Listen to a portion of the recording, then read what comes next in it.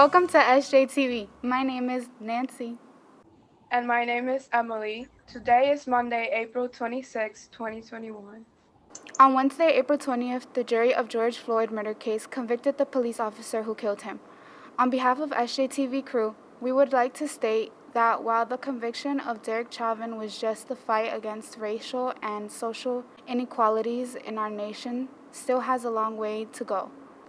George Floyd's murder is just one example of how ugly and deeply rooted systematic racism is in our country. We as young members of the community should have an online school town hall to discuss the event and what it means for us, and how we move forward from here.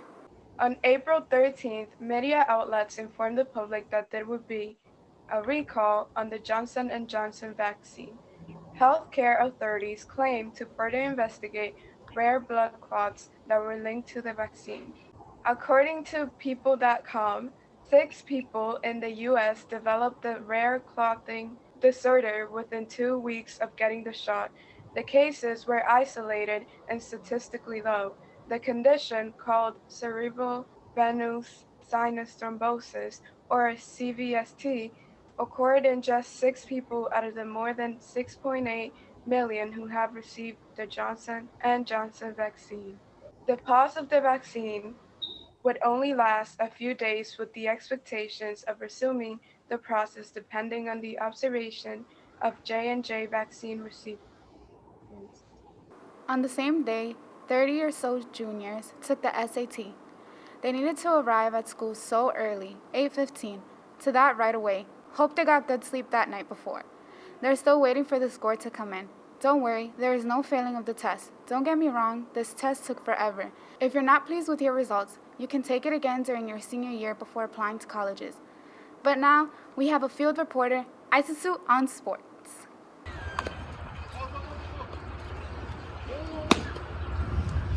Going way back to the beginning of April, just sent out an email about sport teams starting up again.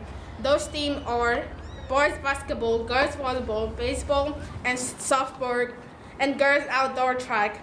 Please search that email from Josh to find out who to email about joining the teams. Thank you, Isisu. On other news, on Thursday, April 15th, multiple students got back to in-person learning, many of whom have not been in the building since schools are closed in March 2020. According to the New York Times, there are over 50,000 New York City public school students going back to in-person learning at this point. Also, on Thursday, April 15th, the second marking period started. This is a good chance to finish the semester strong. Since we're all learning, think about what you can do differently this marking period to make the best of it. We're also hearing that it's the PBAT season. Ninth graders are working on baby PBATs, also known as PBABATs, perhaps. 10th graders are working on pre-BATs, and 11th and 12th graders are working on graduation level PBATs. There are only 8 weeks left of school. Good luck to us all. It's been 2 weeks of Ramadan and I'm exhausted. The fact that I have to stay up until 1 a.m. just to eat for the next day, it's tiring. I'll be sleepy but can't go to sleep because I have a fat stomach, and the next morning I have to wake up after 5 hours sleep just to come to school, taking the stairs, running behind the bus, walking. All that is too much for me, seriously. All that is too much for me, but let's look at the positive. The food, oh God, the food is the best. I love it, and I'll be eating all the food in my house. Finally, on April 22nd, we celebrated the 51st Earth Day. We're all in this planet together, and we need to make sure we don't abuse it. Hope we can find a way.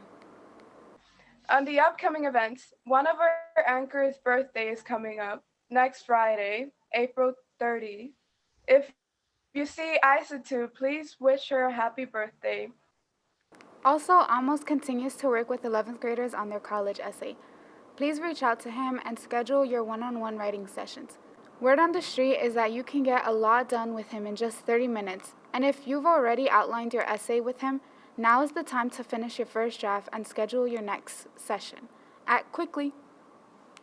Jennifer says if anyone is interested in learning more around the field of accounting, Deloitte will be holding a session on Tuesday and Wednesday in May.